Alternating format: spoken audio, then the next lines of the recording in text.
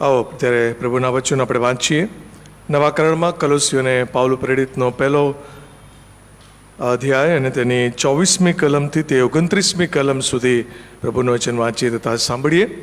કલોસીઓને Paul પ્રેરિતનો પત્ર તેનો પહેલો અધ્યાય 24મી કલમથી તે 29મી કલમ સુધી 198-199 નંબરના પૃષ્ઠ પર પ્રભુનું વચન આપવામાં આવ્યું છે.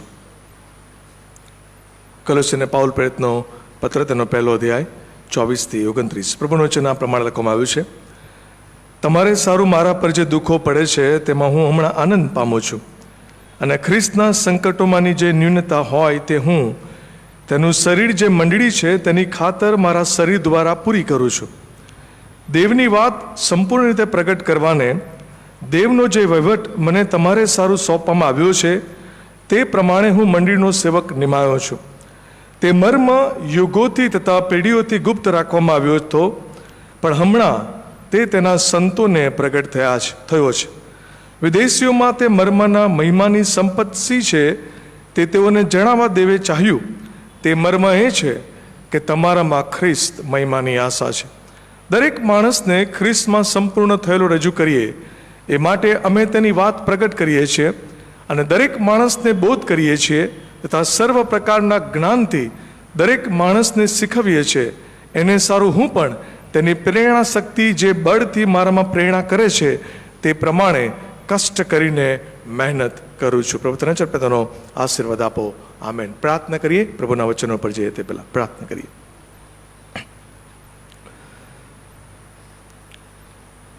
પ્રભુજી, આજે સાંજે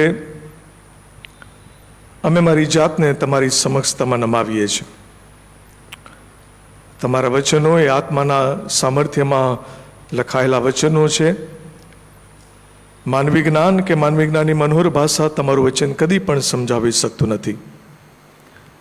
આત્મા દ્વારા લખાયેલા વચનો આત્માના સામર્થ્યમાં તમે ખુલ્લા કરો કે જેથી કરીને અમારા દરેકને માટે આજે સાંજનું વચન એ આશીર્વાદનું કારણ બને એવી કૃપાની સાથે તમે સગડા તમારા હાથોમાં સોંપા. તમારી પ્રાર્થના પ્રભુ ઈસુના માંગેશ માટે સાંભળ સ્વીકાર કરો બાપ. આમેન. પ્રભુ ઈસુ ખ્રિસ્તના નામમાં આપ સર્વને પ્રેમી સલામને. આજનો આ સુંદર દિવસ પ્રભુએ આપણને આપ્યો કે પ્રભુના લોક તરીકે આપણે આજે સાંજે મળી શકીએ, અને આપ સર્વ આવો છો, સંગતમાં ભાગ લો છો, અને પ્રભુ તમારા દરેકના અને આપણા બધાના જીવનોમાં પ્રભુ જે કામ કરી રહ્યા છે એને માટે પ્રભુના નામની સ્તુતિ કરીએ છીએ, ધન્યવાદ આપીએ છીએ. મણિનગર પાળક મંડળના આશરા હેઠળ આ લેન્ટની મિટિંગો થઈ રહી છે, ત્યારે પાળક મંડળના તમામ જે આગેવાનો છે તેઓનો, અને મેથોડિસ્ટ ચર્ચ મણિનગરના માનેડીસુ સાહેબ અને એસોસિએટ પાળક સાહેબનો પણ આભાર માનું છું કે બધી વ્યવસ્થાઓમાં તેઓ આગેવાની આપે છે, અને આજે મને પણ જવાબદારી સોંપી તેના માટે આપ સર્વનો તમામ આગેવાનનો હું આભાર માનું છું. આપણે જીવંત આશા એ મુદ્રાલેખ આધારિત પ્રભુના વચનો આપણે શીખી રહ્યા છે, અને એ વચનો આધારિત આજે જે થીમ અથવા તો જે વર્ષ જે મેઇન જે ભાગ અથવા તો કલમ જે રજૂ કરવામાં આવી છે એ પહેલો અધ્યાય ને તેની 27મી કલમ, અને ત્યાં એ કલમમાં લખવામાં આવ્યું છે કે તમારામાં ખ્રિસ્ત મહિમાની આશા. એ મહિમાની આશા આ થીમની સાથે આજનું વચન આપણે થોડી વારને માટે જોવા માંગીએ છીએ. હું વિચારતો હતો કે ખ્રિસ્ત એ જીવંત આશા અને મહિમાની આશા એ કેવી રીતે પ્રગટ થઈ શકે, અથવા તો એને આપણે કેવી રીતે સમજી શકીએ. કારણ કે આ જે શબ્દો છે એ કોઈક સામાન્ય અથવા તો કોઈ ખ્રિસ્તી વ્યક્તિને આપણે કહીએ ને કે જીવંત આશા, મહિમાની આશા, તો એ બહુ ઇઝીલી એને સમજી જાય, એને બહુ સારી રીતે એને ખબર પડે. પણ આપણે એવી કોઈ દુનિયા કે એવા કોઈ લોકો કે એવા કોઈ જગતમાં જીવતા નથી કે જ્યાં બધી જ જગ્યાએ આપણને આ ખ્રિસ્તી લોકો અથવા વિશ્વાસુ લોકો આપણને મળે. આપણે અલગ અલગ સંસ્કૃતિ, અલગ અલગ વિશ્વાસના લોકોની સાથે જીવી રહ્યા છે, અને એવા લોકોને જીવતાની સાથે એવા લોકોને માટે ઈસુ જીવંત આશા, એવા લોકોને માટે ઈસુ મહિમાની આશા, એવું સમજાવવું, એવું કહેવું કેવી રીતે કરી શકીએ? તો બહુ સ્પષ્ટ અને બહુ સહેલી વાત, એ આપણા જીવન દ્વારા. આપણા જીવન સિવાય, આપણા જીવન જીવવા દ્વારા એમને સમજાવી શકીએ છીએ કે ઈસુ એ જીવંત આશા છે અને ઈસુ એ મહેમાની આશા છે. પરંતુ આપણે કેટલા લોકોને માટે એ ખરેખર ઈસુ એ જીવંત આશા છે ને મહિમાની આશા છે એ ઉત્તેજનનું કારણ બન્યા છે આપણા જીવન દ્વારા? કેટલા લોકોને માટે? કેટલા લોકોએ આપણા જીવનો દ્વારા એ આત્મિક અનુભવનો અહેસાસ એ કર્યો છે? કે પછી કેટલા લોકો આપણા જીવનો દ્વારા નિરાશ થયા છે? ભલો, આપણું પોતાનું જીવન એ જ સૌથી મોટી સાક્ષી, સૌથી મોટો નમૂનો અને સૌથી મોટી સુવાર્તા છે. અને તેના દ્વારા જ આપણે મહિમાની આશા કે જીવંત આશાને આપણે પ્રગટ કરી શકીએ. પાઉલ પ્રેરિત મહાન પ્રભુનો સેવક, એનું જીવન, એની સેવા, એના શબ્દો, એનો ખ્યાલ, એનો અભ્યાસ, એનું સંપૂર્ણ બાબત એ ઈસુની જીવન સાક્ષી કે જીવન આશા અને મહિમાનું આશાનું કારણ બન્યો. અને એટલા માટે જ એ તિમોથીને કહેવું હોય કે તું વિશ્વાસીઓને નમૂનારૂપ બનજે, એ હકથી કહી શક્યો. એ હકથી કહી શક્યો. કે પછી કરંથીની મંડળીને કહેવાનું હોય કે જેમ હું ખ્રિસ્તને અનુસરનારો છું તેમ તમે મને અનુસરનારા થાવ. એ હકથી કહી શક્યો, એ બોલ્ડલી કહી શક્યો, કારણ કે એ જીવ્યો એવી રીતે. એ બતાવી શક્યો કે ઈસુ એ જીવંત આશા છે, એ મહિમાની આશા છે. અને આજે પણ આ ભાગ જે તમારી આગળ વાંચવામાં આવ્યો, આખો ભાગ, એની અંદર જો તમે શબ્દો જુઓ, પ્રોનાઉન્સ, સર્વનામો જુઓ, તો ત્યાં પણ એ જ શબ્દો વાપરે છે કે હું, મને, મારા. વારંવાર રિપીટેશન થાય છે શબ્દોનું. એ ફરી એકવાર એ પોતાનું એક્ઝામ્પલ સેટ કરે છે, ફરી એકવાર એ પોતાના નમૂનાની વાત કરે છે કે હું આમ કર્યું, મેં આમ કર્યું, મને આવું થયું, મારા આ અનુભવો. એટલા માટે બાળકો, કેટલું અદ્ભુત જીવન કે જે બીજાઓને માટે, મંડળીઓને માટે અને આટલા વર્ષો પછી આજે આપણા માટે 3S મેં લીધા છે: સફરિંગ, સિક્રેટ અને સ્ટ્રગલિંગ. પહેલી વાત, સફરિંગ. તમે 24મી કલમ જુઓ તો 24મી કલમમાં બહુ સ્પષ્ટ શરૂઆત એ કરે છે, તમારે સારું મારા પર જે દુઃખો પડે છે. સફરિંગ, દુઃખો. ખ્રિસ્તી જીવન એ સહેલું જીવન નથી, આપણે બધા જ માનીએ છીએ. અને એટલા માટે આપણે એ માનીએ છીએ અને એની સાથે આપણે બહુ સ્વીકારીએ છીએ કે ખ્રિસ્તી જીવનમાં દુઃખો તો આવવાના જ, ખ્રિસ્તી જીવનમાં મુશ્કેલીઓ તો આવવાની જ. અને એટલા માટે આપણે એક મન પોરોવી લીધું છે, અથવા તો એક સેટઅપમાં આપણે એવા ગોઠવાઈ ગયા છે કે ખ્રિસ્તી હોવાને કારણે મારા જીવનમાં દુઃખો આવે છે. પરંતુ એ સેટઅપની અન્ડરસ્ટેન્ડિંગમાં જ્યારે જીવનમાં ઊભા થયેલા દુઃખો, જીવનમાં ઊભી થયેલી મુશ્કેલીઓમાં આપણો પ્રતિભાવ કેવો છે એ બહુ મહત્વનો છે. ઘણા બધા પ્રતિભાવો મેં નોંધ્યા છે, કદાચ એથી વધારે પણ હોઈ શકે. એ કદાચ તમારા પણ હોઈ શકે, મારા પણ હોઈ શકે, અલગ વિચારો સાથે હોઈ શકે. જ્યારે ખ્રિસ્તી જીવનમાં દુઃખો આવે છે ત્યારે આપણે શું વિચારીએ છીએ? આપણે એવું વિચારીએ છીએ કે ખ્રિસ્તી હોવાને લીધે મારે દુઃખ તો ભોગવવું જ પડશે, મારે વેઠવું જ પડશે, મારે સહન કરવું પડશે. કેટલાક એવું વિચારે છે કે કદાચ કોઈ ભૂલ થઈ ગઈ છે, કદાચ કોઈ પાપ થયું છે, તો આ દુઃખ મારા જીવનમાં આવ્યું છે, તો આ મારા મુશ્કેલી આ મારા જીવનમાં આવી છે.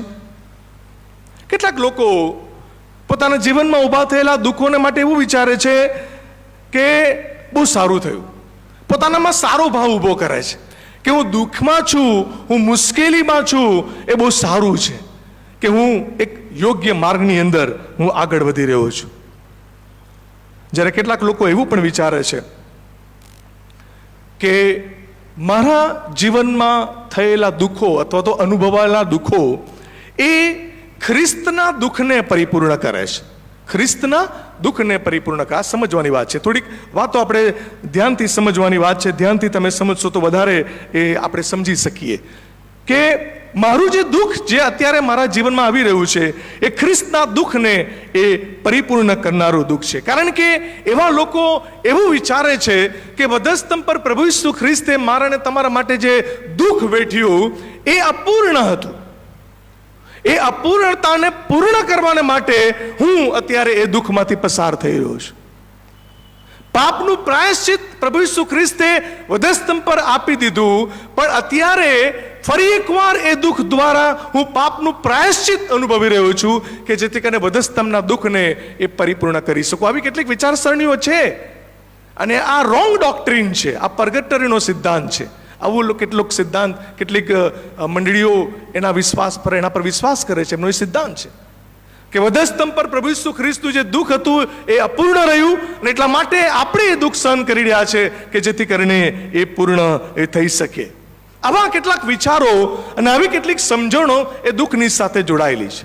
પણ પાઉલ પ્રેરિત જ્યારે એમ કહે છે કે મારા પર જે દુઃખો પડે છે એમાં હું આનંદ પામું છું, તો શું આ બધા વિચારોની સાથે એ એમ કહેવા માંગે છે કે આ બધા વિચારોની સાથે એ દુઃખ હું જોડી રહ્યો છું? તો ના. પાઉલ પ્રેરિત એના જીવનની અંદર એ જે દુઃખનો સામનો કરી રહ્યો છે અને દુઃખમાં જે આનંદ પામી રહ્યો છે એને માટેનું કારણ એ જ કલમના છેલ્લા ભાગમાં આપે છે. કહે છે તેનું શરીર જે, બોલો, જે મંડળી છે. આ દુઃખ વેઠવાનું કારણ બીજું કોઈ નહીં, પણ કોને માટે? મંડળીને માટે. હલો, બહુ સ્પષ્ટ ડેફિનેશન એ પોતાના દુઃખની આપે છે. તેનું શરીર એટલે કે ખ્રિસ્તનું શરીર એ મંડળી છે. એ મંડળીને માટે એ દુઃખ હું વેઠી રહ્યો છું, એ દુઃખમાં હું આનંદ પામી રહ્યો છું. પાઉલને માટે ઈસુ ખ્રિસ્ત એ પરફેક્ટ સફિશિયન્ટ સેક્રિફાઈસ હતા, પૂર્ણ. પરંતુ જ્યારે એ પોતાના જીવનમાં ઊભા થયેલા દુઃખો જે વેઠી રહ્યો છે એ કેવળ ને કેવળ એ મંડળીને માટે એ દુઃખો વેઠી રહ્યો છે.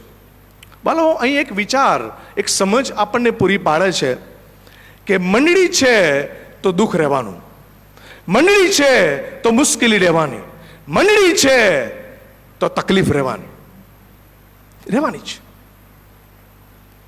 પાઉલ પ્રેરિત એ મંડળીને માટે દુઃખ સહન કરી રહ્યો હતો. એટલા માટે એ દર્શાવે છે કે મંડળીનું બાંધવાનું કામ, મંડળીનું વૃદ્ધિનું કામ, મંડળીનું પરિપક્વતાનું કામ એ સહેલું નથી. એ દુઃખથી પસાર થાય છે, દુઃખથી પસાર થાય છે. અને પાઉલ પ્રેરિત એક બીજા વ્યક્તિ તરીકે એ કહે છે કે હું સહન કરું છું. એ દર્શાવે છે કે મંડળીને બાંધવા માટે, મંડળીને સ્થાપવા માટે, મંડળીની પરિપક્વતા માટે કોઈક દુઃખ સહન કરી રહ્યું છે, કોઈક દુઃખ સહન કરી રહ્યું છે. મારા ને તમારા જીવનની અંદર આપણે આત્મિક રીતે પવિત્ર, આત્મિક રીતે પરિપક્વ બનીએ, આપણે ઈસુમાં વૃદ્ધિ પામીએ, આપણે પ્રભુમાં સ્થિર થઈએ, આપણે પ્રભુમાં આગળ વધીએ, કોઈક સહન કરી રહ્યું છે, કોઈક સહન કરી રહ્યું છે.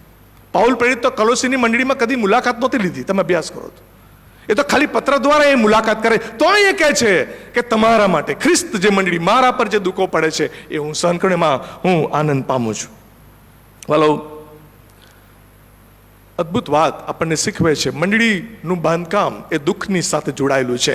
જીવનો પરિપક્વતાની સાથે જાય છે એમાં એ દુઃખનું કામ એ જોડાયેલું છે અને કોઈક એને માટે સહન કરે છે. અહીંયા જે શબ્દ દુઃખ માટે વપરાયો છે, સફરિંગ શબ્દ, એ ખ્રિસ્તના વધસ્તંભની સાથે એ મૂળ ગ્રીક ભાષાનો શબ્દ નથી. પણ પાઉલ પ્રેરિત આ શબ્દને બહુ સ્પેસિફિક રીતે ફિઝિકલ સફરિંગની સાથે જોડે છે, શારીરિક દુઃખો, શારીરિક દુઃખો. પ્રશ્ન એ થાય કે પાઉલ પ્રેરિત શા માટે આ દુઃખને ઈસુના વધસ્તંભ સિવાય શારીરિક દુઃખોની સાથે જોડે છે? અને એ જોડવા દ્વારા શું દર્શાવે છે કે ખ્રિસ્ત દુઃખી થાય છે, ખ્રિસ્ત શારીરિક રીતે દુઃખી થાય છે. મંડળીના બાંધકામમાં અને મારા અને તમારા જીવનની અંદર આપણે પવિત્ર અને પરિપક્વ બનીએ એ માટે ખ્રિસ્ત દુઃખી થાય છે. આપણને એમ થાય કે આ કન્સેપ્ટો આપણા વિચારોની બહારનો કન્સેપ્ટ છે, કેવી રીતે શક્ય બની શકે? કારણ કે પ્રભુ તો સ્વર્ગમાં છે, એ શરીરમાં ફિઝિકલી મારા માટે કેવી રીતે દુઃખી થઈ શકે? તો એનો જવાબ છે, પ્રેરિતોના કથન 9મા અધ્યાયમાં પાઉલ પ્રેરિત જ્યારે મંડળીને સતાવતો હતો ત્યારે એ જ સાઉલને પ્રભુએ શું પ્રશ્ન પૂછ્યું કે સાઉલ સાઉલ તું મને કેમ સતાવે છે? હવે એ તો સાઉલને તો ખબર જ નહોતી, એનો તો ઈસુ સાથેનો કોઈ રિલેશનશિપ જ નહોતી, પણ છતાંય એની મંડળી, એના લોકોનું દુઃખ, એને લોકોની સતાવણીનો અનુભવ એ ખ્રિસ્ત કરી રહ્યા હતા. એટલે માટે પાઉલ પ્રશ્ન પૂછે છે, હુ આર યુ? તું કોણ છે? તો પ્રભુ ત્યાં બહુ સરસ ડેફિનેશનમાં જવાબ આપે છે કે હું ઈસુ છું જેને તું સતાવે છે, જેને તું કેદખાનામાં નાખે છે. એવું એક સમજણ આપે. પ્રભુ વાલાઓ, મંડળીના પરિપક્વતાને માટે, મંડળીને બાંધવાને માટે પ્રભુ આજે પણ દુઃખી થઈ રહ્યા છે. વધસ્તંભ પરનું દુઃખ એ સંપૂર્ણ છે, એ સફિશિયન્ટ છે, ઇટ્સ ઓવર. પણ આજે મંડળીને બાંધવાને માટે, મંડળીને પરિપક્વ બનાવવાને માટે આજે પ્રભુએ દુઃખ સહન કરી રહ્યા છે. આપણા જીવનો પરિપક્વ બને, આપણે મજબૂત બનીએ, એ બીજા કોઈ દ્વારા પ્રભુ એ દુઃખ નહીં અનુભવી રહ્યા છે. માતા જ્યારે ગર્ભમાં પોતાના બાળકને ઉછરી રહી હોય અને એ ભાઈ સમય નજીક છે કે જ્યાં બાળક બહાર આવવાનું છે, ત્યારે અનબેરેબલ પેઇન હોય છે. દરેક માતાઓના એ અનુભવમાંથી પસાર થાય છે. ત્યાં હંમેશા એક શબ્દ એમને કહેવામાં આવે છે કે દીકરા, દીકરી, આ થોડોક સમય છે, બાળક બહાર આવ્યા ગયા પછી તને દુઃખ નહીં થાય. પણ મારો એ વિચાર છે કે ના ના, એવું નથી. એ તે સમયે જ્યારે બાળકને જોશે ત્યારે એ દુઃખ એનું હળવું થશે, પણ ત્યાર પછી પણ એ દુઃખ આગળ વધે છે. કેવી રીતે? ઉજાગરા, અપૂરતું પોષણ, ચિંતા, એ બાળકને ઉછેરવાનું જે દુઃખ છે ને એ ચાલુ જ રહે છે. એ ગમે તેટલો મોટો બાળક કેમ ના થાય. હલો, ખ્રિસ્તે મારાને તમારા માટે વધસ્તંભ પર દુઃખ વેઠીને પાપની કિંમત ચૂકવી, પણ આજે પણ હું અને તમે એના જેવા બનીએ એ માટે દુઃખ વેઠે છે. આપણે એના જેવા બનીએ, ખ્રિસ્તના રૂપમાં રૂપાંતર થઈએ એ માટે, આપણે પરિપક્વ થઈએ એ માટે એ દુઃખ વેઠી રહ્યા છે. અને પાઉલ પ્રેરિત ગલાતીની મંડળીમાં પણ લઈને કહે છે ને કે ખ્રિસ્તની પ્રતિમા તમારામાં ઉત્પન્ન થાય એ માટે મને પ્રસૂતાના જેવી વેદના થઈ રહી છે. સી, ઈસુ ખ્રિસ્ત અને પાઉલ, પ્રભુ અને કોઈ વ્યક્તિ પ્રભુના સેવક તરીકેનું દુઃખ એ ત્યાં જણાવવામાં આવ્યું છે. વાલાઓ, એ બહુ સ્પષ્ટ છે. પાઉલ પ્રેરિત કહે છે કે મંડળીને માટે હું દુઃખ સહન કરું છું અને એમાં મને આનંદ છે. અને એટલા માટે જો કોઈ વ્યક્તિ મંડળીના બાંધકામને માટે દુઃખમાંથી પસાર થઈ રહ્યો છે, મુશ્કેલીમાં પસાર થઈ રહ્યો છે, તો એ આનંદની વાત છે. જો આપણે કોઈ વ્યક્તિના જીવનની અંદર આત્મિક પરિપક્વતાનું કામ કરીને, આપણે તકલીફમાં વેઠીને, આપણે મુશ્કેલી વેઠીને એના જીવનમાં આત્મિક આશીર્વાદ મળે છે અને આપણે કરી રહ્યા છે, તો વાલાઓ, દુઃખની વાત નથી, આનંદની વાત છે. કોઈક આપણા માટે દુઃખ વેઠી રહ્યું છે. 2023નો સર્વે એમ કહે છે કે આખી દુનિયાની અંદર 3,60,00,000 લોકો એવા છે કે જે ઈસુ ખ્રિસ્ત પર વિશ્વાસ કરનારા લોકો કોઈક ને કોઈક રીતે સતામણીનો સામનો ભોગવી રહ્યા છે. 3 કરોડ. આ 2023ની વાત છે, 2 વર્ષ પહેલાની વાત. એ કહેવામાં આવે છે કે 5,600 લોકોનું મરણ થયું છે, મારી નાખવામાં આવે છે, મર્ડર થયું છે. 6,000 લોકોને ડિટેઇન કરવામાં આવ્યા છે, એમને જેલમાં પૂરવામાં આવ્યા છે. એમાંના અડધા લોકો હજુ જેલની અંદર છે. કોઈક વ્યક્તિ દુઃખ વેઠી રહ્યું છે વાલા મંડળીને માટે, એમને એમાં આનંદ છે. એટલા માટે આપણે બેસી શકીએ છીએ, એટલા માટે ભજન કરી શકીએ છીએ, એટલા માટે પ્રભુનું નામ લઈ શકીએ છીએ. આપણા માટે 4,000થી વધારે લોકોને કિડનેપ કરવામાં આવ્યા છે, અપહરણ કરવામાં આવ્યા છે, અને 5,000થી વધારે દેવળો તોડી નાખવામાં આવ્યા છે અને એમની ફેસિલિટીઝને ડિસ્ટ્રોય કરવામાં આવે છે. વાલાઓ, આપણે પરિપક્વ થઈએ, મંડળી પ્રભુમાં સ્થાપન થાય ને મજબૂત થાય એ માટે ખ્રિસ્તની સાથે આજે ઘણા બધા એવા સેવક અને સેવિકાઓ છે એ દુઃખ વેઠી રહ્યા છે. એટલા માટે કોઈક વ્યક્તિ કહ્યું છે, suffering can be a magnet that draws the Christian close to the Christ and fellow Christians. દુઃખ આપણને ખ્રિસ્તની નજદીક લઈ જાય છે અને એકબીજાની પણ નજદીક લે. It's a magnet, it's a magnet. આજે સાંજે આ વચનો દ્વારા પ્રભુ આપણને ઉત્તેજન આપે છે કે જો આપણે મંડળીને માટે કશુંક દુઃખનામાંથી પસાર થઈ રહ્યા છે તો એમ આનંદ પામીએ. It's a part of life. ખ્રિસ્ત એ રીતે આપણા દુઃખના અનુભવમાં છે અને આપણે એ મંડળીને બાંધવા માટે પ્રયત્ન કરી રહ્યા છે.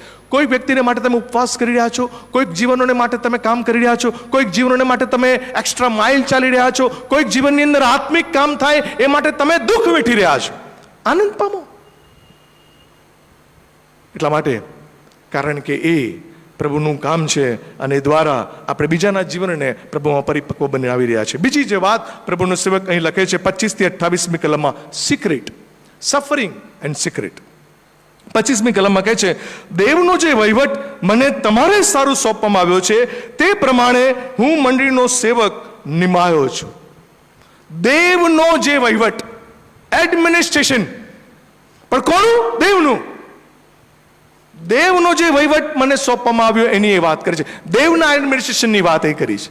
એટલા માટે બહુ સ્પષ્ટપણે એક ઉલ્લેખ અથવા એક ચિત્ર પ્રભુનો સેવક અહીં ઊભું કરે છે કે એક માલિક એ પોતાના કારભારને અથવા તો પોતાના ચાકરને એ કારભાર સોંપે છે અને એ બધી જવાબદારી સોંપે છે એના પર ટ્રસ્ટ કરીને, એના પર વિશ્વાસ કરીને. અને પાઉલ પ્રેરિત અહીં પોતાને દેવના કારભારનો એક વ્યક્તિ તરીકે, દેવના ઘરનો કારભારી તરીકે જુએ છે. શું ખ્રિસ્તની સેવા એ દેવના ઘરના કારભારની છે? તો યસ, હા છે.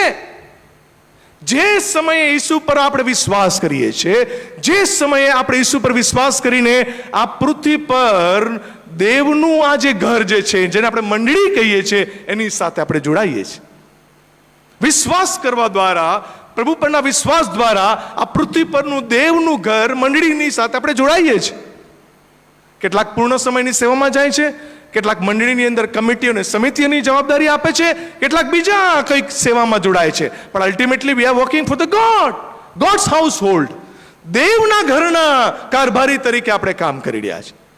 એટલે એવું નથી કે પૂર્ણ સમયની સેવામાં જેવો છે, કમિટી ને સમિતિમાં જેવો છે, એ લોકો જ એ કારભારની સાથે જોડાય છે. ના, એવરીવન, વિશ્વાસ કરનાર દરેક વ્યક્તિ એ હાઉસ હોલ્ડ, દેવના ઘરનો એ કારભાર બને છે, એ દેવના ઘરની સાથે એ જોડાય છે.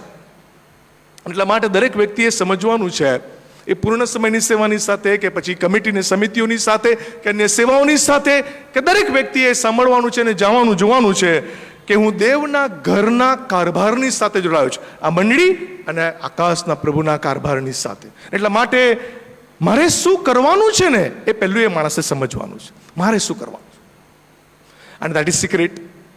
એ રહસ્ય છે, એ મર્મ છે. અને પાઉલ પ્રેરિત એ મર્મ અહીં ખોલવાનો પ્રયત્ન કરે છે. અને 27મી કલમ એ આખા ભાગનું એ હૃદય છે, ઇટ્સ અ સેન્ટર પોઈન્ટ. અને એ સિક્રેટ એ કહેવાનો પ્રયત્ન કરે છે. 27મી કલમમાં પાછળનો ભાગ કહે છે કે તમારામાં ખ્રિસ્ત મહિમાની આશા. તમારામાં ખ્રિસ્ત મહિમાની આશા. આમાં 4 શબ્દો છે. 4માંનો એક શબ્દ સિક્રેટ છે. તમારે મને કહેવાનું. કેટલા લોકો એમ કહે છે કે તમારામાં, હાથ ઊંચા કરો, બોલો. કેટલા લોકો કહે છે ખ્રિસ્ત? હાથ ઊંચા કરો. કોઈને હાથ નહીં? શું સિક્રેટ હોઈ શકે? ખ્રિસ્ત, મહિમા કે આશા? 4 શબ્દો છે, આમાંનું સિક્રેટ કયું હોઈ શકે? આશા, બોલો. બીજું? ખ્રિસ્ત. ઓકે, બીજું? હું જ બોલું એવું નહીં, તમારે બોલવાનું. તમને ખ્યાલ આવે સિક્રેટ, તમે જાણો, હું જાણું એવું નહીં, બધા જાણીએ આપણે. હું તો કહીશ તો ખરો જ. બરાબર. 4ની અંદર સૌથી મોટું સિક્રેટ શું છે ખબર? ઘણા બધા મનમાં ખ્રિસ્ત હશે, પણ ખ્રિસ્ત તો સિક્રેટ નથી. He is revealed. એને તો પ્રગટ કરાયેલું હલવાન છે. એ તો ઓલરેડી રિવીલ્ડ થયું છે. એ સિક્રેટ કેવી રીતે હોઈ શકે? એ તો પ્રગટ કરેલું હલવાન છે. સિક્રેટ શું છે ખબર?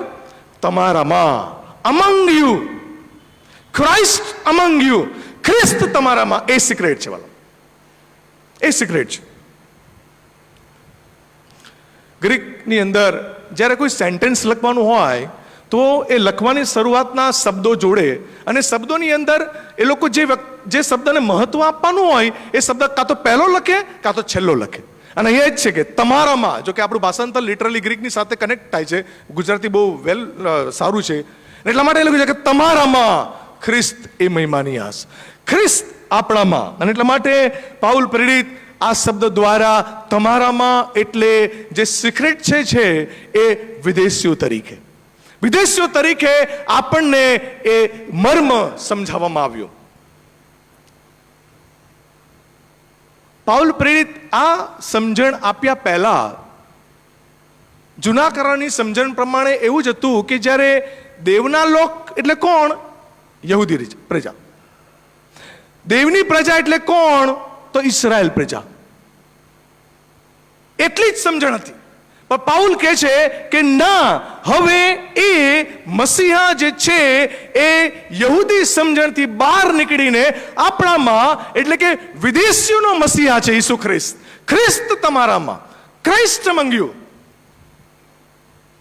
આજે પણ ઇઝરાયલ લોકો એ યહૂદી મસીહાની રાહ જુએ છે, કેમ કે એમનાથી આવશે. ના, પાઉલ કહે છે કે ખ્રિસ્ત એ વિદેશીઓનો છે. Christ is for everyone. ખ્રિસ્ત દરેકને માટે છે. એ ફક્ત યહૂદીઓને માટે નહીં, પણ વિદેશીઓને માટે, એ દરેકને માટે છે. એ મર્મ, એ રહસ્ય પ્રભુનો સેવક અહીં એક પૂરું પાડે છે. પ્રભુના સમય દરમિયાન પણ જ્યારે પ્રભુ આ પૃથ્વી પર હતા ત્યારે એ રહસ્ય જ હતું. જો કે પ્રભુ ઈસુ ખ્રિસ્તે એ મર્મને, એ સિક્રેટને 4 જગ્યાએ રિવીલ્ડ કર્યું, 4 વાર હિન્ટ બી આપી.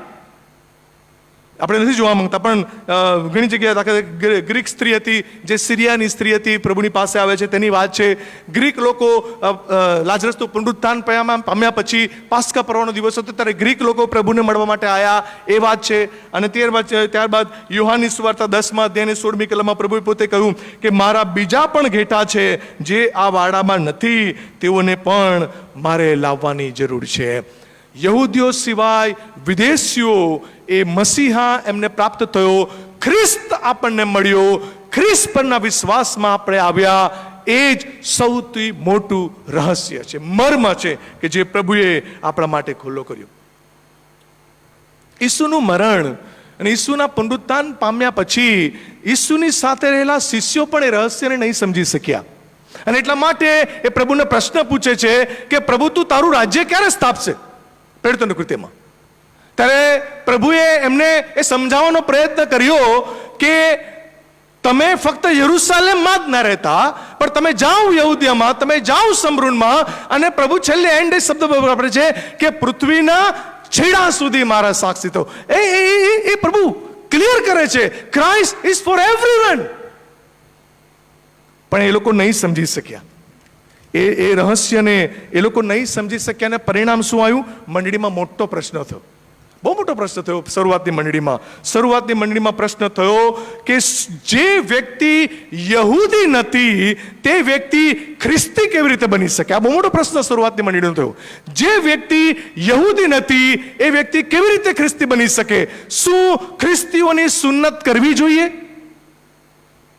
આ બહુ મોટો પ્રશ્ન શરૂઆતની મંડળીમાં થયો. અને એટલા માટે જ પિત્તરને કર્નેલિયસના ઘરે જવું હોય ને, એ વિદેશીના ઘરે જવું એને અઘરું પડ્યું. પ્રભુએ એને સમજાવવું પડ્યું ચાદર દ્વારા, એને શીખવવું પડ્યું કે ક્રાઇસ્ટ ઇઝ ફોર એવરીવન. એ ફક્ત યહૂદીઓ માટે નહીં, એ પિત્તરને અઘરું પડ્યું. અને આ જ પ્રશ્નને લઈને મંડળીમાં ભાગલા પડી ગયા. મહાસભા બોલાવવામાં આવી પ્રેરિતોની કૃત્ય 15મા અધ્યાય પ્રમાણે. પણ પાઉલ પ્રેરિત એ આ રહસ્યને સમજી લીધું. એના જીવનની અંદર એ દમસ્કના અનુભવે એને એ પ્રગટ કરવામાં આવ્યું કે તું ફક્ત વિદેશીઓને માટે સુવાર્તાનું માધ્યમ, વિદેશીઓને માટે તું મારી સુવાર્તા લઈ જવાનું કારણ છે. અને એટલા માટે વાલાઓ, એ પાઉલ કહે છે કે સિક્રેટ બીજું કશું જ નહીં, કે ખ્રિસ્ત આપણને મળ્યો. ખ્રિસ્ત આપણને મળ્યો. એ હવે યહૂદીઓનો મસાયા નથી, એ આપણો પણ મસીહા છે, મારો ને તમારો પણ એ તારણહાર છે. એ વાત પ્રભુનો સેવક બોલ્ડલી અહીં ડિક્લેર કરે છે, જાહેર કરે છે. જો આવું ના થયું હોત તો આજે પણ આપણે ખ્રિસ્તીઓ લખે યહૂદી સંપ્રદાયની સાથે જોડાયેલા હોત, અને એની પછીની વાત કે ખ્રિસ્ત આપણી મહિમાની આશા ના બન્યો હોત.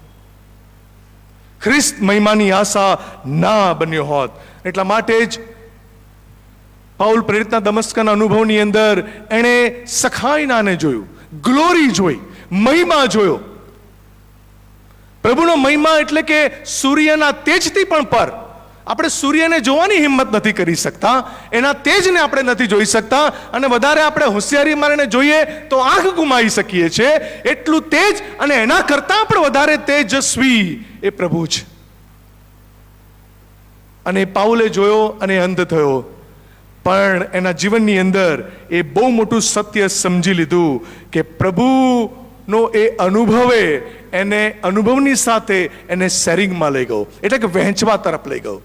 ખ્રિસ્ત મહિમાની આશા એ બીજાઓને માટે એ શેર કરવાને માટે સુધી લઈ ગયો. અને એટલા માટે જ અહીં 28મી કલમમાં કહે છે, એ તેની વાત અમે પ્રગટ કરીએ છીએ, બોધ કરીએ છીએ અને શિક્ષણ આપીએ છીએ. પાઉલ અંધ બનીને એને ખ્યાલ આવી ગયો કે વિદેશીઓને માટેનું એ કાર્ય પ્રભુનું બહુ મોટું છે.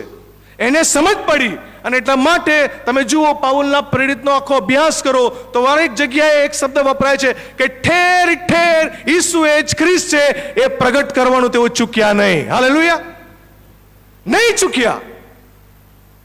પણ એ સિક્રેટ જેને સમજ પડે ને એની આ વાત છે વાલો. જેને ખ્યાલ છે ને એ આવું કર્યા વગર રહ્યા નહીં. એનું સીઈંગ એક્સપિરિયન્સ એનો શેરિંગ એક્સપિરિયન્સ બન્યો. ખ્રિસ્ત તમારામાં એ મહિમાની આશા એના જીવનની અંદર એ બહુ મહત્વનું એ કારણ એ બની ગયું. વાલાઓ, આપણે બધા કોઈક ને કોઈક રીતે દેવના કારભારની સાથે જોડાયા છે, પણ આપણને ખબર છે કે આપણે શું કરી રહ્યા છે? આપણે બધું બહુ કરી રહ્યા છે, પણ દેવના ઘરને માટે શું કરી રહ્યા છે એ આપણે નથી સમજતા. તો નથિંગ ડુઈંગ, નથિંગ ડુઈંગ. વાલાઓ, ખ્રિસ્તને પ્રગટ કરવો એ જ આપણા દેવના ઘરની વાત છે. પ્રભુનો સેવક અહીં એ જ સિક્રેટની વાત કરે છે અને એને શેરિંગ એક્સપિરિયન્સ બનાવે છે કે લોકો જાણી શકે કે ખ્રિસ્ત એ મહિમાની આશા છે. લોકો જાણી શકે કે ખ્રિસ્ત એ જ જીવંત આશા છે. આપણે કરવાનું છે, એ આપણે કરવાનું છે. પણ એ અનુભવ અને જાણે તો જ એ વ્યક્તિ કરી શકે છે. અને ત્રીજી ને છેલ્લી વાત, સ્ટ્રગલ. છેલ્લી કલમમાં ખ્રિસ્તની વાત પ્રગટ કરવી અને દેવના ઘરના કારભારી બનીને એની સાથે જોડાવું એ એટલું સહેલું નથી. બે શબ્દો અહીંયા બહુ વધારે ભાર આપવામાં આવે છે, કષ્ટ અને મહેનત. સ્ટ્રગલ. દેવની વાત પ્રગટ કરવી ઇટ્સ અ સ્ટ્રગલફુલ. એ કષ્ટ અને મહેનતની સાથેનું કામ છે, એ સહેલું કામ નથી. અને એના માટે પાઉલ કહે છે કે કષ્ટ કરીને મહેનત કરીને હું કામ તો કરું છું, વહેંચું છું, કાર્ય કરું છું. ભલે આ દુનિયાની અંદર એમ કહેતા હોય ને કે આ જોબ કઠણ છે, આ કામ અઘરું છે, આ નહીં થાય, આના આટલા પૈસા હોવા જોઈએ, કારણ કે આ તો વધારે મહેનત માંગે છે, આ તો બહુ ગંદુ કામ છે, આ બહુ કઠણ કામ છે. પણ ના વાલાઓ, આ બધાની અંદર સૌથી હાર્ડેસ્ટ જો વર્ક હોય ને તો દેવના ઘરનું કામ કરવાની છે, લોકોના જીવનોને બદલવાનું છે, પ્રભુની વાત પ્રગટ કરવાની છે, પ્રભુનો સંદેશ કહેવાનો છે અને લોકોને કહેવાનું છે કે ખ્રિસ્ત એ મહિમાની આશા એ સૌથી વધારે બ્લડ ટીયર્સ ટોઇલ જે છે, કારણ કે એની સાથે ટોઇલ, એની સાથે સ્વેટ અને સાથે સ્ટ્રગલ જોડાયેલી છે. મુશ્કેલી અને તકલીફનો કષ્ટ અને મહેનત એની સાથે છે. આ દુનિયાની સૌથી હાર્ડેસ્ટ જોબ છે. ભલે દુનિયામાં ગમે તેટલા લોકો કહેતા હોય કે આ બધું વધારે, ના ના, આ જ સૌથી વધારે હાર્ડેસ્ટ અને સ્ટ્રગલફુલ કાર્ય છે. પણ પાઉલ પ્રેરિત એ કહે છે કે હા, સ્ટ્રગલ છે, કષ્ટ છે, મહેનત છે, પણ એની પાછળ કશીક પ્રેરણા શક્તિ છે. અને એ શબ્દ બહુ જબરજસ્ત શબ્દ એ કહે છે કે હું કષ્ટ કરું છું, સ્ટ્રગલ કરું છું, મહેનત કરું છું, પણ પ્રેરણા શક્તિ છે, ઇનએક્ઝોસ્ટેબલ એનર્જી એ મને મળે છે, એ સપ્લાય મને મળે છે. અને સપ્લાય કોઈના તરફથી નહીં પણ એ ખ્રિસ્ત તરફથી મળે છે. હાલેલુયા. આજે કોઈ વ્યક્તિ જો ખ્રિસ્તને માટે કષ્ટ વેઠે છે, આજે કોઈ વ્યક્તિ એક ખ્રિસ્તને માટે મુશ્કેલીમાં છે, મહેનત કરે છે, બ્લડ ટીયર્સ ટોઇલ્સમાંથી એ પસાર થાય છે, તો એની પાછળ સપ્લાય એ ખ્રિસ્તમાંથી મળે છે. એની પાછળ ઇનએક્ઝોસ્ટેબલ એનર્જી એને પ્રભુ તરફથી મળે છે. એટલા માટે એ કરી શકે છે. અને એમાં પાઉલ કહે છે ને કે અમે એ કરીએ છીએ, પ્રગટ કરીએ છીએ, બોધ કરીએ છીએ, શિક્ષણ આપીએ છીએ. હલો, 19મી સદીમાં ચાર્લ્સ સિમિયોન નામના એક વ્યક્તિની વાત છે. એ પ્રભુના સેવક થઈ ગયા અને એમણે એક જુવાન દીકરા હેનરી માર્ટિનને તૈયાર કર્યું પ્રભુની સેવાને માટે. અને વ્યક્તિ મિશનરી બનીને પ્રભુની સેવાને માટે ભારતમાં આવ્યા અને ત્યાર પછી પર્સિયા ગયા. Young man. પણ એના વિશે એમ લખવામાં આવ્યું છે કે 31 વર્ષની ઉંમરે એ મરણ પામ્યા. 31 years એજ. પસંદ કરવામાં આવ્યા પ્રભુની સેવાને માટે અને 31 વર્ષની ઉંમરે એ મરણ પામ્યા. તે સમયે કોઈ ફોટોગ્રાફી નહોતી કે એ હેનરી માર્ટિનનો કોઈ ફોટો પાડે, પણ તે સમયે એ લોકો ડ્રોઈંગ કરતા હતા, સ્કેચ કરતા હતા.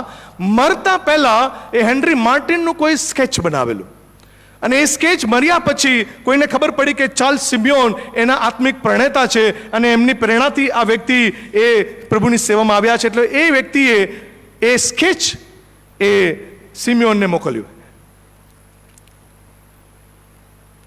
જે સમયે હેનરી માર્ટિનનું એ સ્કેચ જ્યારે સિમિયોને જોયું ત્યારે હી વોઝ શોક્ડ. એ દુઃખી થઈ ગયા, એમના આંખોમાંથી આંસુ આવી ગયા, અને એમને ખબર નહીં પડી કે હું શું કરું. એટલા માટે, કારણ કે એક ભરાવદાર શરીર ધારણ કરતો એક જુવાન એ સ્કેચની અંદર એટલો દુબળો પતળો, ભૂખ અને બીમારીને કારણે એની દશા 31 વર્ષનો જુવાન પણ લાગતો તો 71 વર્ષનો. એ ટોઇલ છે વાળો, મુશ્કેલી છે, અને એટલા માટે એ વ્યક્તિ એ દુઃખી થયો, આંખમાંથી આંસુ આવ્યો. એક જુવાન છોકરો કે જે સારો હષ્ટપુષ્ટ, પણ સેવાની જે દુઃખ અને ભૂખમરાની ને બીમારીની પરિસ્થિતિને કારણે એનું શરીર એટલું લંખાઈ ગયું કે એ સિમિયોનને નહીં જોઈ શક્યો. વાલાઓ, કોઈક વ્યક્તિ પ્રભુને માટે ઘણું કરી રહ્યો છે, કષ્ટ કરી રહ્યો છે, મહેનત કરી રહ્યો છે, કે જેથી કરીને એ ખ્રિસ્તનો જે મર્મ છે એ લોકોને પ્રગટ કરવામાં આવે, ખ્રિસ્તની વાત એ કોઈને એ કહેવામાં આવે.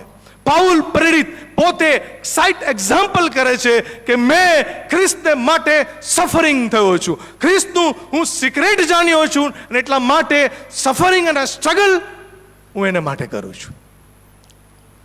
મંડળી મજબૂત થાય એને માટે કોઈ દુઃખ વેઠે છે, મંડળી મજબૂત થાય એને માટે કોઈ મહેનત કરી રહ્યું છે, કોઈ કષ્ટ કરી રહ્યું છે, કોઈ સ્ટ્રગલફુલ છે. તમારું જીવન અને મારું જીવન મજબૂત થાય ઈસુમાં, એ માટે કોઈ સ્ટ્રગલ કરે છે, એ માટે કોઈ દુઃખ વેઠે છે. કારણ કે એટલા માટે, કારણ કે એને ખબર પડી ગઈ છે સિક્રેટ, કે ખ્રિસ્ત એ આપણામાં મહિમાની આશા છે.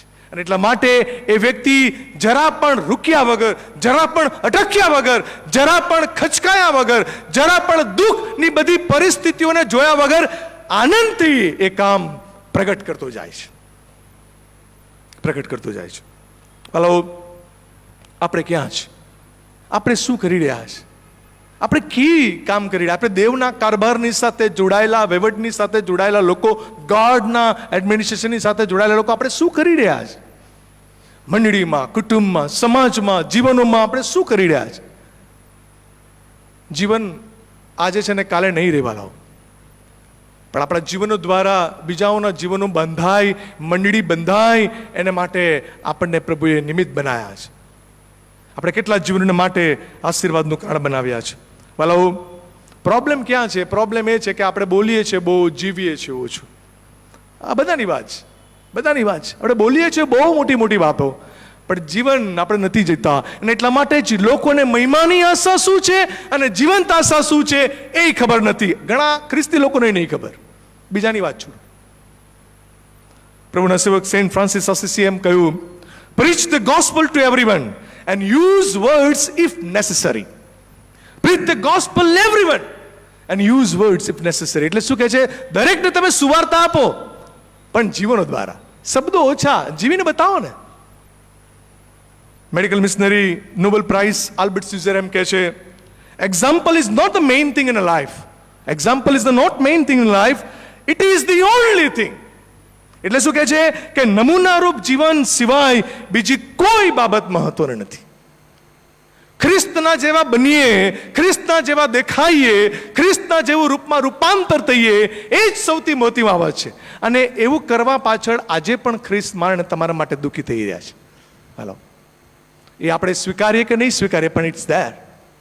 કોઈક દુઃખી થઈ રહ્યું છે, કોઈક સહન કરી રહ્યું છે, અને પ્રભુ પણ એ સહન કરી રહ્યા છે, કે જેથી કરીને એમના જેવી પ્રતિમા એ આપણામાં ઊભી થાય અને આપણે એમને મળવાના માટે તૈયાર થઈએ. પ્રભુ વચન સમજવાના માટે એની કૃપા આપણને આપો. આમેન. આવો પ્રાર્થના કરીએ, આપણા મસ્તકો પ્રભુની આગળ નમાવીએ.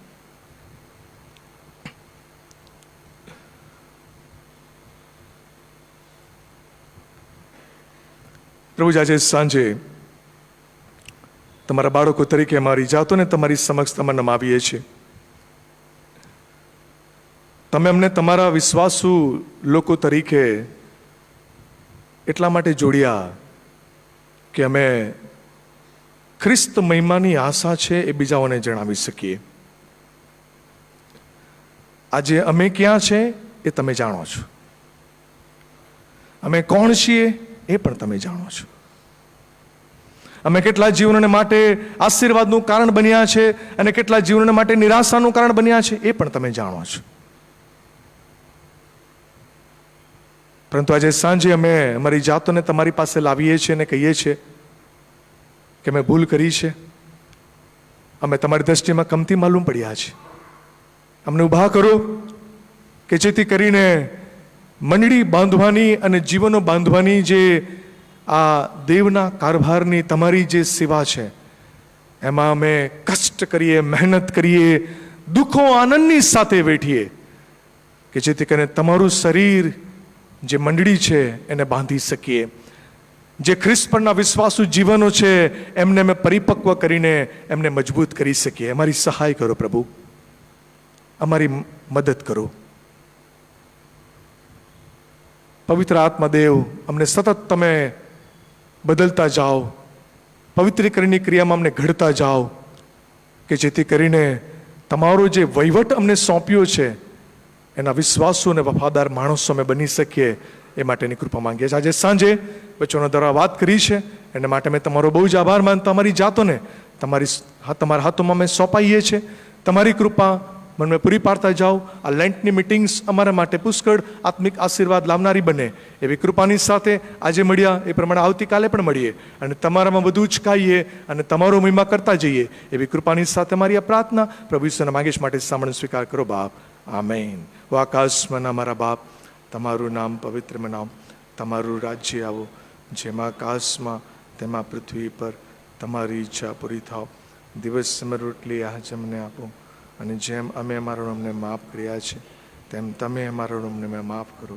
અમને પરીક્ષણમાં ના લાવો, પ્રભુ ડાહીથી અમારો છૂટકો કરો. એમ કે રાજ્ય, પરાક્રમ, મહિમા સર્વકાળ સુધી તમારા છે. આમેન. મને ડીસુ સાહેબ આગળ આવશે ને આશીર્વચન ઉચ્ચારશે પ્લીઝ. અને હવે આપણા તારનાર પ્રભુ ઈસુ ખ્રિસ્તની કૃપા, ઈશ્વર પિતાનો પ્રેમ, પવિત્ર આત્માની સંગત આપણ દરેકની સાથે અને આ પૃથ્વી પર વસતા પ્રભુના સર્વ લોકની સાથે હમણાંથી સર્વકાળ હોજો. આમીન.